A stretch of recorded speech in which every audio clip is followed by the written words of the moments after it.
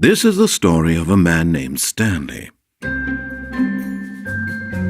Stanley worked for a company in a big building where he was employee number 427. Employee number 427's job was simple. He sat at his desk in room 427 and he pushed buttons on a keyboard. Orders came to him through a monitor on his desk, telling him what buttons to push, how long to push them, and in what order. This is what employee 427 did every day of every month of every year. And although others might have considered it soul-rending, Stanley relished every moment that the orders came in, as though he had been made exactly for this job. And Stanley was happy. And then one day, something very peculiar happened. Something that would forever change Stanley. Something he would never quite forget. He had been at his desk for nearly an hour when he realized that not one single order had arrived on the monitor for him to follow. No one had showed up to give him instructions, call a meeting, or even say hi. Never in all his years at the company had this complete isolation. Something was very clearly wrong. Shocked, frozen solid, Stanley found himself unable to move for the longest time. But as he came to his wits and regained his senses, he got up from his desk and stepped out of his office.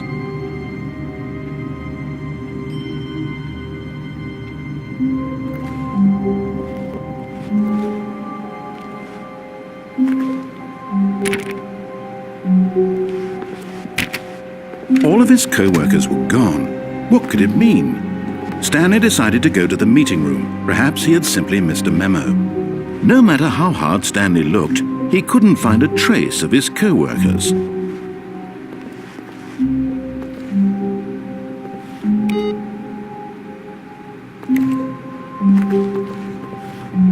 Stanley went around touching every little thing in the office, but it didn't make a single difference, nor did it advance the story in any way.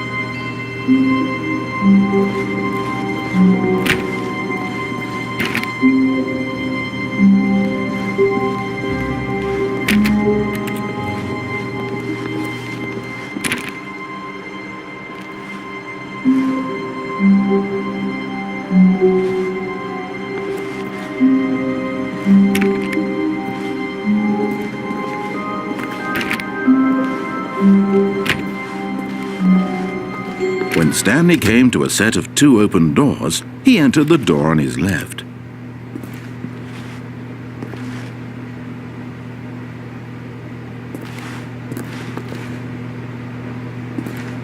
This was not the correct way to the meeting room, and Stanley knew it perfectly well. Perhaps he wanted to stop by the employee lounge first, just to admire it.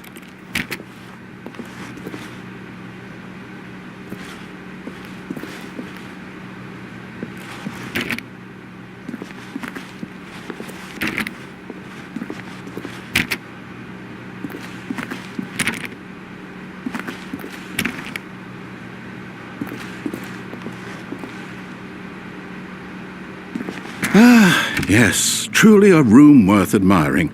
It had really been worth the detour after all, just to spend a few moments here in this immaculate, beautifully constructed room. Stanley simply stood here, drinking it all in.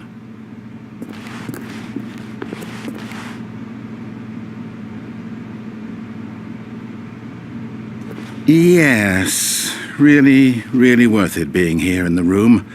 A room so utterly captivating that even though all your co-workers have mysteriously vanished, here you sit looking at these chairs and some paintings.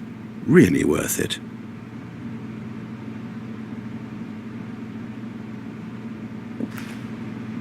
At this point, Stanley's obsession with this room bordered on creepy. and reflected poorly on his overall personality. But at last, he'd had enough of the amazing room, and took the first open door on his left to get back to business.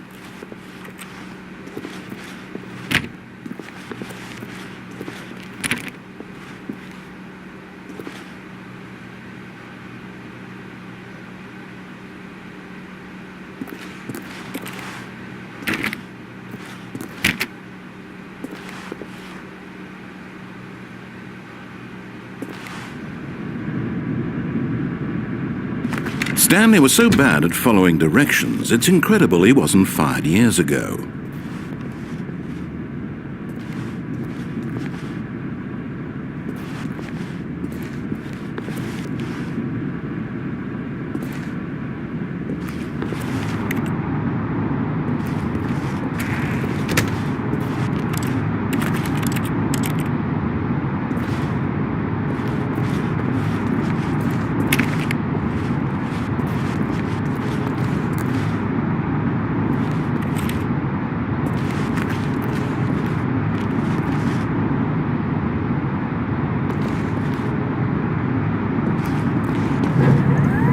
Look, Stanley, I think perhaps we've gotten off on the wrong foot here. I'm not your enemy, really, I'm not. I realize that investing your trust in someone else can be difficult, but the fact is that the story has been about nothing but you all this time. There's someone you've been neglecting, Stanley. Someone you've forgotten about. Please, stop trying to make every decision by yourself. Now, I'm not asking for me, I'm asking for her. This is it, Stanley. Your chance to redeem yourself, to put your work aside, to let her back into your life. She's been waiting.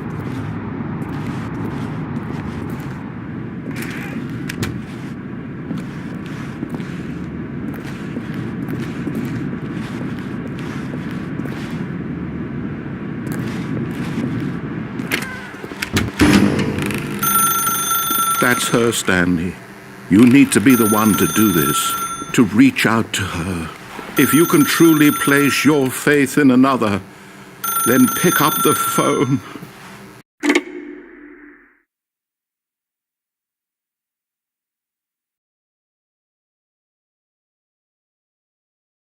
Oh, Stanley, is that you? Hold on, sweetie. Sorry to keep you waiting. I'm just pulling the bread out of the oven. All right. Okay, there we go. All right, now, I want you to come in and tell me all about your day. Gotcha! Oh, come on. Did you actually think you had a loving wife who'd want to commit their life to you? I'm trying to make a point here, Stanley. I'm trying to get you to see something. Come inside. Let me show you what's really going on here. Sorry, but you're in my story now.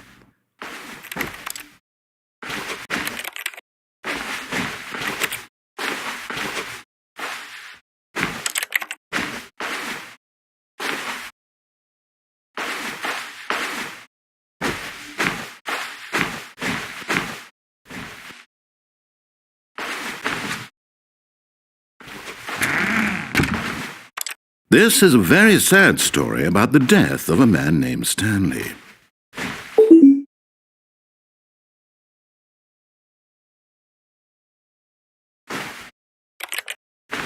Stanley is quite a boring fellow.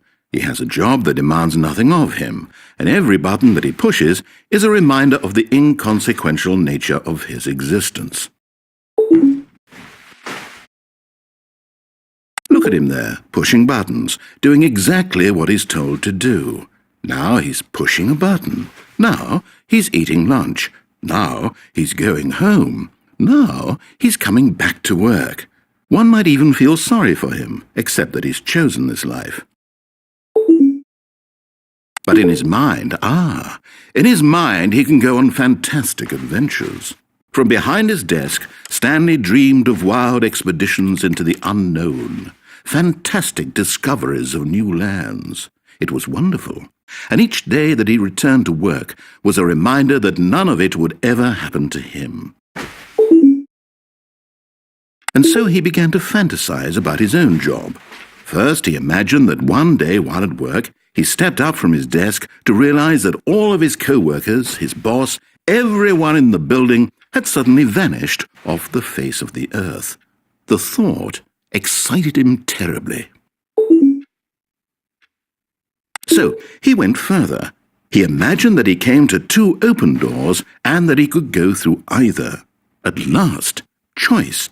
It barely even mattered what lay behind each door. The mere thought that his decisions would mean something was almost too wonderful to behold.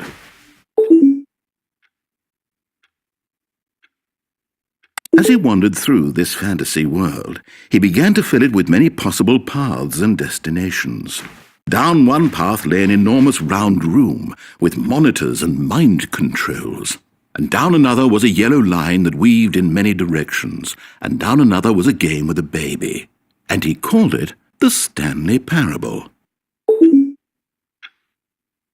It was such a wonderful fantasy, and so in his head he relived it again, and then again, and again, over and over, wishing beyond hope that it would never end, that he might always feel this free. Surely there's an answer down some new path, mustn't there be? Perhaps if he played just one more time.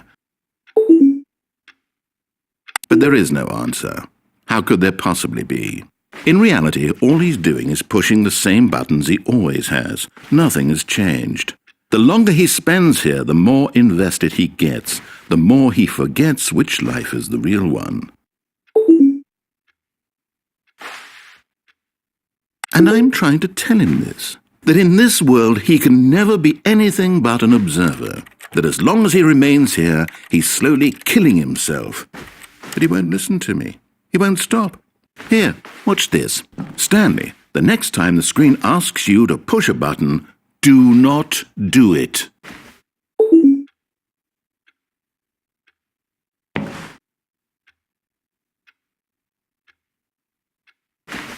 You see? Can he just not hear me? How can I tell him in a way that he'll understand that every second he remains here, he's electing to kill himself? How can I get him to see what I see? How can I make him look at himself? I suppose I can't, not in the way I want him to. But I don't make the rules. I simply play to my intended purpose, the same as Stanley. We're not so different, I suppose. I'll try once more to convey all this to him. I'm compelled to. I must. Perhaps, well, maybe this time he'll see. Maybe this time. And I tried again, and Stanley pushed a button. And I tried again, and Stanley pushed a button. And I